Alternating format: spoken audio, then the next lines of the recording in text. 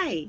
Today in the do's and don'ts of affiliate marketing, we're going to talk about promoting low quality products. Don't do it. Don't do it. It's just a headache. And now all of your followers say, I know that guy.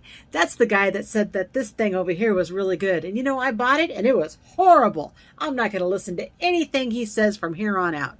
And guess what you just did? You just tanked your whole system. You gotta remember, your list is where your business is. Your information is all of your followers. And if your followers don't like you, they don't like what you're presenting, they don't like the products that you're giving them because they're not good products, you can't stand behind them, you might as well not have any followers. Be aware of what you're promoting. Make sure that it's a high quality, doesn't have to be a high cost, just a high quality product that you know is worth the money that you're going to spend on it. You'll be great. Like and follow for more.